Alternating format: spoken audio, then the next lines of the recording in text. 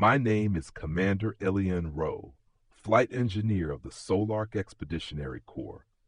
I left Earth in 2279 on a deep orbit reconnaissance run past Epsilon Eridani. I was 34 when I launched. If relativistic drift held, it should have been 35 when I got home. Instead, I woke up on fire. Not metaphorically, literally. My escape pod breached atmosphere like a screaming comet, trailing smoke and flame through the upper skies of a planet I wasn't supposed to be near. I blacked out sometime after the nav system shorted, came to with my pod embedded in the side of a green hill, 3 of my ribs broken, helmet cracked, and the AI repeating in a fractured voice, "Unknown gravity well. System reboot in progress." The first breath outside the pod tasted of pine and charcoal. The second hurt so much I thought my lung had collapsed. The third nearly made me pass out. I was alive, but I was not on Earth, and I was not alone. They found me that night. Cloaked figures in moss-colored robes, faces obscured by golden veils. I would later call them the Aruan. They moved with both caution and ceremony, surrounding the pod with spears. One of them approached me as I struggled to breathe, touched my shattered arm, and whispered something like a hymn. I didn't understand the language, but I understood the effect. The pain dulled. The edges of my vision softened. I passed out before I could thank her. When I woke, I was no longer in the pod. I was inside a stone-walled room, the ceiling low, the air warm and dry. My ribs were wrapped with bandages that smelled faintly of herbs and resin. My pressure suit lay beside me, cleaned and mended, stitches glimmering with copper thread. Beyond the door stretched a village unlike any I had seen, Bronze Age by architecture, yet threaded with mysteries. Their lamps floated without flame, their doors opened with gestures rather than hinges, and their towers hummed faintly like tuned strings. Magic, I would have thought, if I didn't know better. It was physics. Not mine, but theirs. A different trajectory of progress. No combustion, no microprocessors, no engines. They had discovered resonance, vibration harnessed as energy. They could lift stones with humming tones, light streets with breath-controlled harmonics. Their world was built not on fire, but on sound. And they believed I had come from the heavens, which technically I had. It was weeks before we built anything like communication. At first, they treated me as both curiosity and omen. They fed me, dressed my wounds, brought me to gatherings where hundreds would hum in unison beneath their twin moons. I learned to sketch in the dirt, to draw stars and orbits. They pointed at my drawings, whispered among themselves. One elder with silver rings embedded in her brow touched the arc of flame I had drawn to represent my crash, then pressed her palm to the sky. She called me something, Tornakal. I would later learn it meant sky burner, a title I had not earned but inherited, because 300 years before me, another had come. He too had fallen from the sky in a sphere of fire. A man in silver, his helmet cracked, his eyes burned blind from staring into the sun during descent. He had not survived long, but in his brief days he left an indelible mark. The Aruan recorded him in murals across cliff faces, a man standing in flame, holding shards of crystal and metal. They revered his wreckage as relics. His fragments seeded their innovations. From him they learned of alloys, of energy cells, of ideas alien to their world. They called him the first sky burner. And when I fell, centuries later, they did not see a stranger. They saw the continuation of a promise. I was not just visitor, I was myth incarnate. But I had to leave. Every sunrise reminded me, Earth was waiting, or worse, forgetting. Time dilation whispered at the back of every thought. If I lingered, if I surrendered to the gentle pull of this world, I might never return.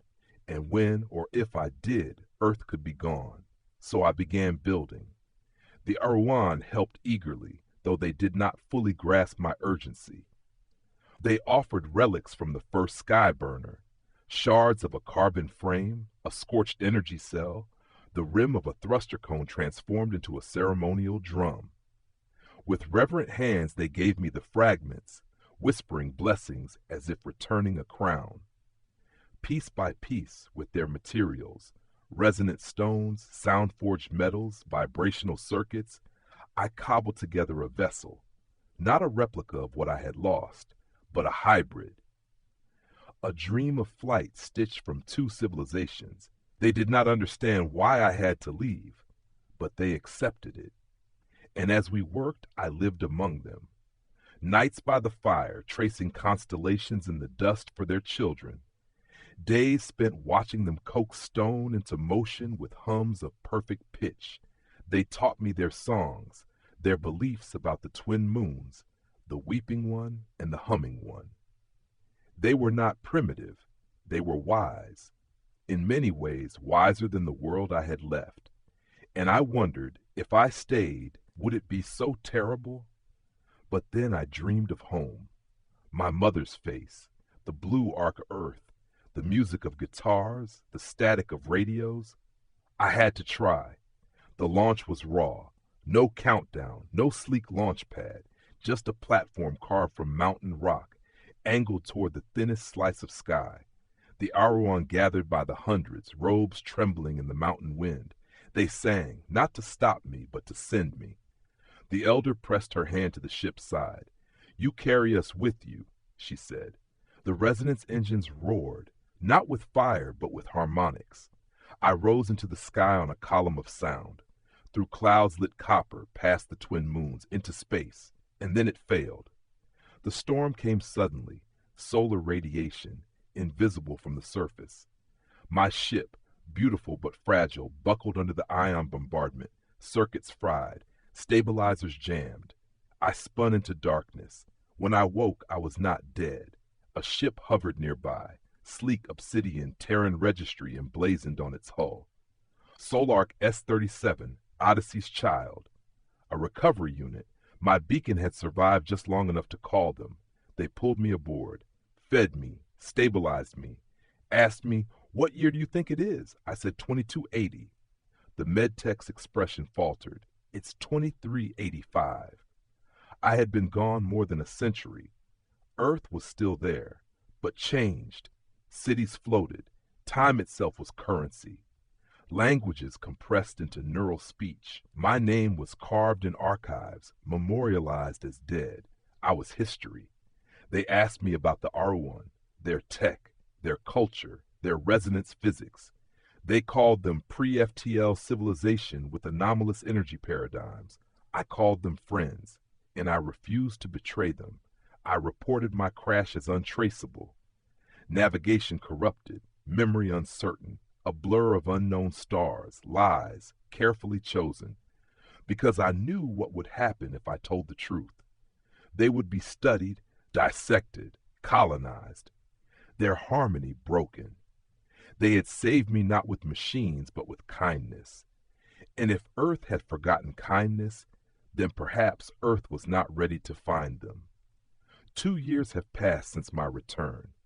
I live quietly now, on an orbital observatory far from the directorate's eyes. Some nights, when the rotation of the station lines up with the uncharted sky, I search for their world, for the shimmer of their moons. I have not found it, but in the static between stars I sometimes hear a hum, low, steady, resonant, as if a planet sings to me still. They thought I gave them knowledge, but they gave me something greater, a reason to come home. One day, when Earth is gentler, when progress means more than conquest, I will give the coordinates. I will guide a ship back to their sky, not to claim, not to own, but to thank. Until then, I wait. And sometimes, when the stars flicker just so, I feel the song again, the resonance of a world that named me their sky burner, still calling me home.